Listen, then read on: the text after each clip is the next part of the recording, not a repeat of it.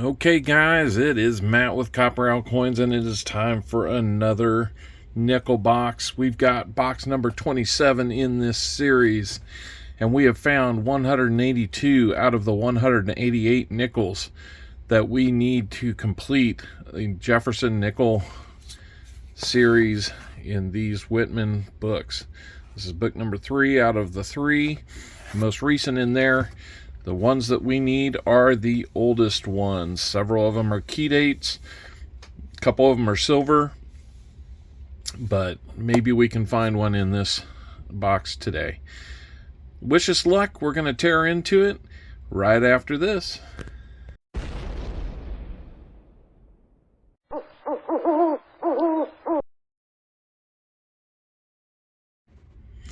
Okay, we've got the box open now. Just kind of scanning through here. I'm seeing a huntable box. We've got the original Jefferson design, some of the newer ones. Some of them are a little shiny. Maybe we'll get lucky and find some 2024s in here. Which, by the way, if you didn't know, compared to last year's mintage, of which there was hundreds of millions, this year there's only tens of millions. There's literally like 5% of what was minted in 2023 got minted in 2024. So you're going to want to look for those 2024 nickels. And just as a side note, for dimes this year, only about 14% of the mintage in 2023 got minted in 2024. So you're going to want to look for 2024 dimes as well. But we're looking at nickels. Let's dive in and see what we find. Is this going to be the sign of a fantastic box? Because this is in roll number 1, about 20 coins in. And that, folks, is 1939. It's not in fantastic shape. It's not too bad, but it does have some wear. Can we get a key date? And no, it's a Philadelphia. I took a quick look to see if there was doubling on this, and it does not appear that there is any. Oh well. 0 for 2 on the first coin. Our next find is going to be a 1958, and let's see what mint mark we've got. It is going to be a Philly. Still in the third roll, I see one that looks pretty old, no mint mark, so we will take a chance on that and see what we've got. Let's see. 1946. We'll take it. There is a DDR on the 1946, but there would be the doubling would be very noticeable right about here on the serifs in the N and the M. It would look about twice as thick as it is. So this one is not it. We're in roll number 4. And we're going to find our second one in the 40s, 1941. And again, Philadelphia. Everything we found so far, all 4 finds have been from Philadelphia. Well, the hot start to this box keeps going. We're still in roll number 4, and the last coin on the end was a 1946. Another one. Can we find a mint mark? No. We're 5 for 5 from the Philadelphia mint today. And just because we looked at that one for a DDO, let's see if we can see it this time. Nope, I'm not seeing a DDO on there. Oh well, next coin. We're into roll number 7. And fairly early in this roll, we come up on a 1940. And let's see if we got a mint mark. It is a Philly again. Man, I don't think we have anything from anywhere else. Still in roll number 7, and we've got a 1959. And hey, we did find one from Denver. That should be fairly easy. We're in roll number 8. I think we're going to have 2 finds. We've got this one, 1948. Let's see what mint mark we got on it. You have to look at the scope here, because it's a little cruddy.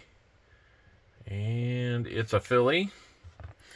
Let's come back down here, and I thought I spied, yeah, 1955.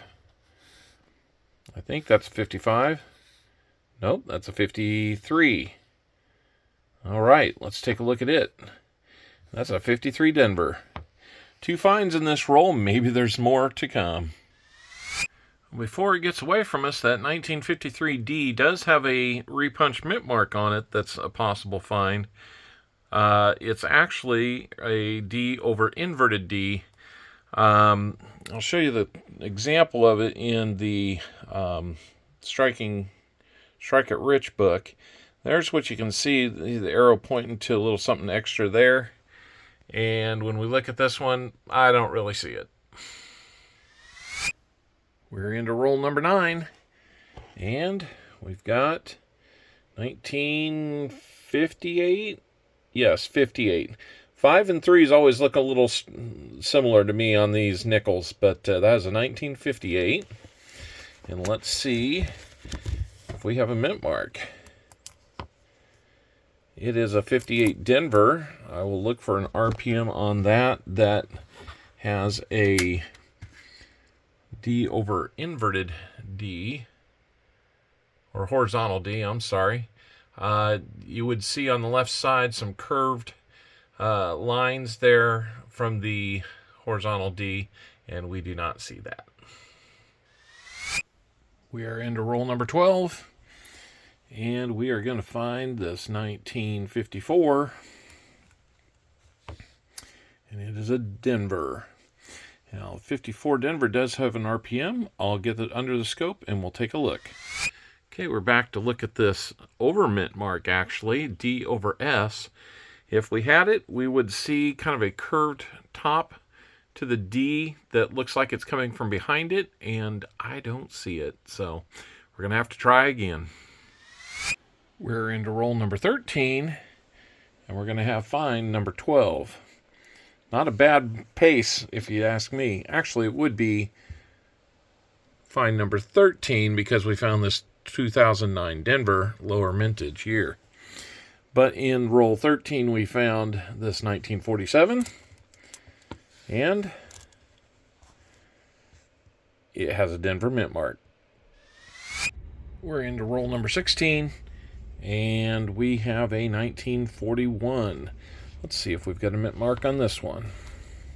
We do, and hey, that's going to be an S. A 41S has a normal and a large S, so let's put it under the scope and see which one we have. Okay, so the large S is going to seem a little more squat, and you know, the whole S almost makes a circle or a ball, and this one looks like the normal one, unfortunately. Roll number 18, and we're going to have this 1949. Let's see if we've got a mint mark on this one. If it's an S, it's a semi-key date. That one's going to be a Denver. Now, there is a D over S that we can look for. And that one does not look like it has any kind of S whatsoever on there. So I think we're going to be out of luck this time. Same roll, just a few nickels later, and we have a 1955. Another opportunity for a semi-key date if it's from Philly. But this one is from Denver. We've made it to roll number 23. And we are going to have another 1946. We've had a couple Phillies. What do we have this time?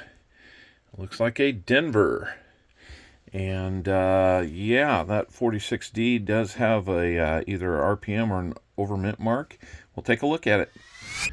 So the 46D has a D over inverted D.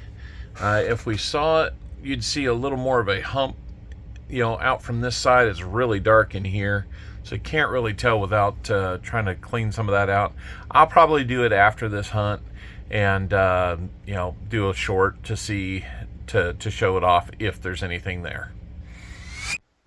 Okay, we're in roll number 29, and we've got a older looking one with a D mint mark on the reverse. Looks like the edge has been beat up too. And that's going to be another 1955. A lot of edge chatter on this one. Really kind of interesting. But it's not a Philadelphia, so it's not semi-key, but it is D mint mark, and there is a D over S, so let's put it up on the scope, see if we've got the D over S. And and I know it looks like something at about 10 o'clock on that thing, but that is not going to be a D over S.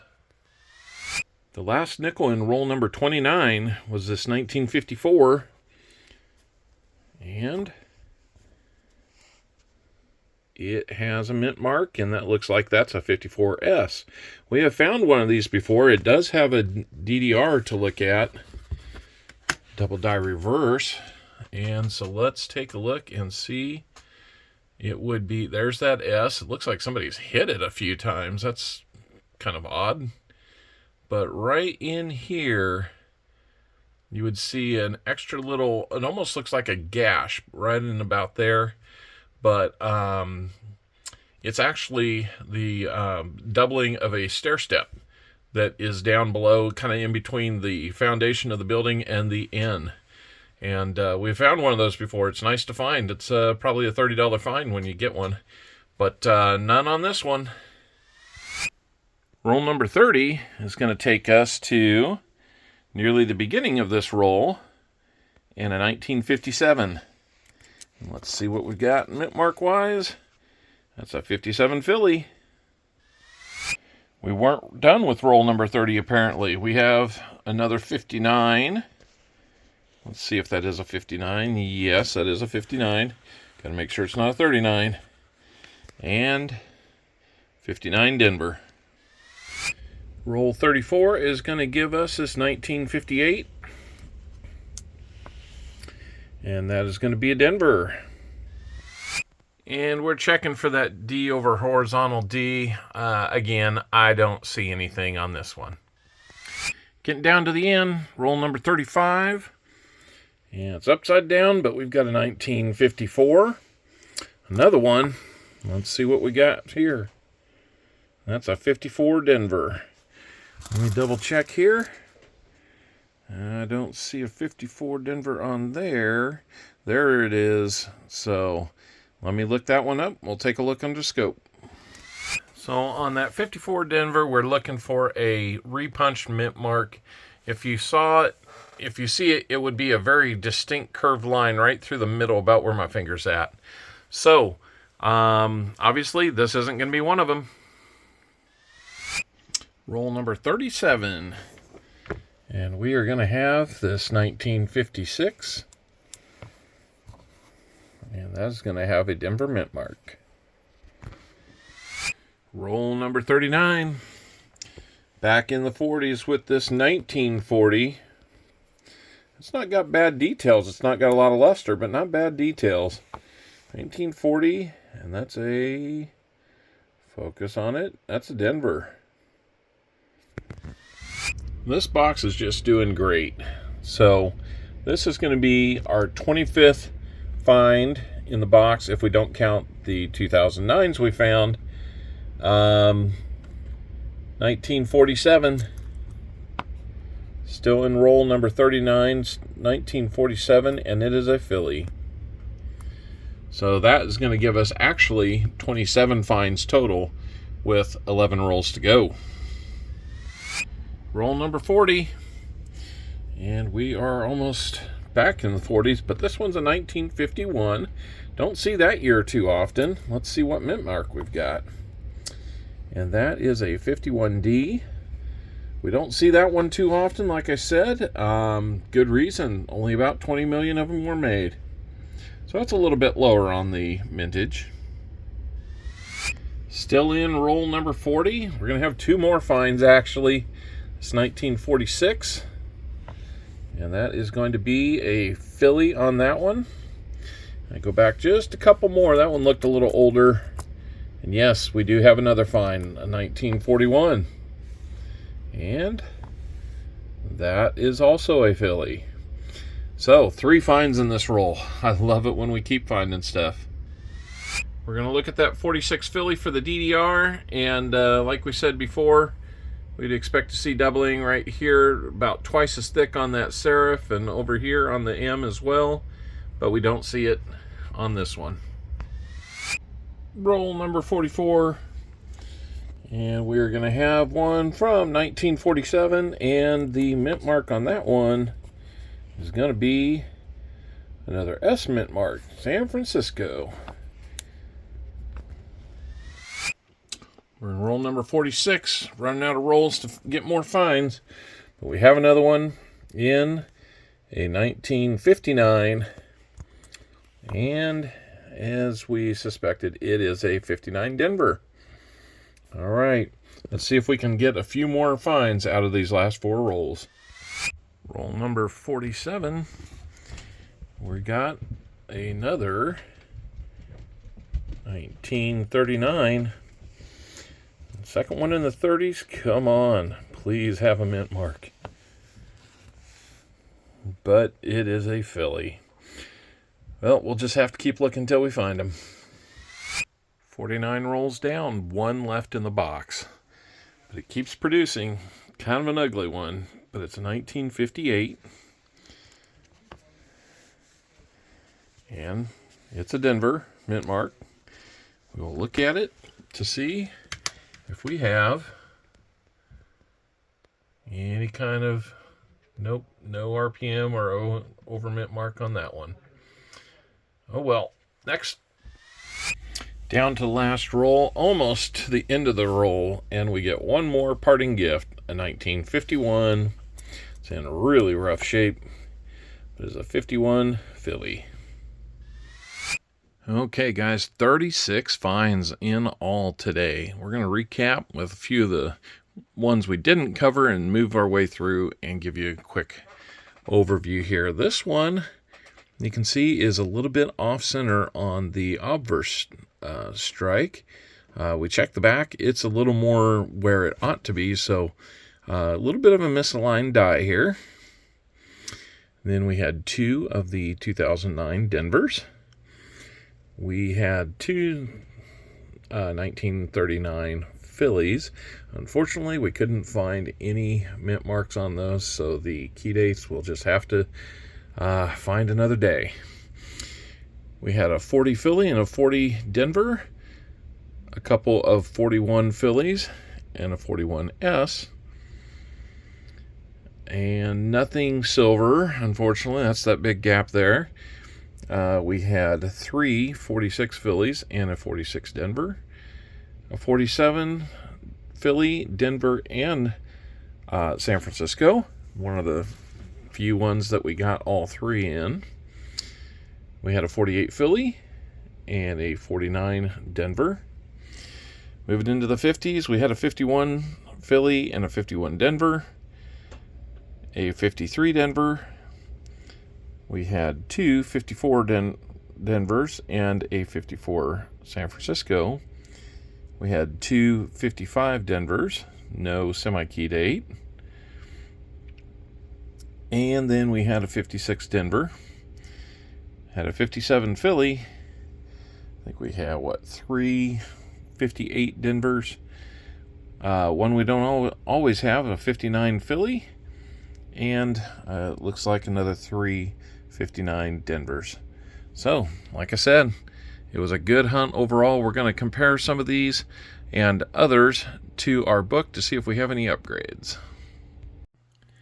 As you guys can see, there's still work to do. We've still got 6 openings in the book. Key date, key date, key date, silver, silver, and key date. So, what can I say? We'll keep hunting. We'll keep trying to fill those spots, but in the meantime, we'll be upgrading. We had 2 upgrades out of this last hunt. So 37 finds, and yeah, we're going to call it a success. We'll talk with you guys again on hunt number 28.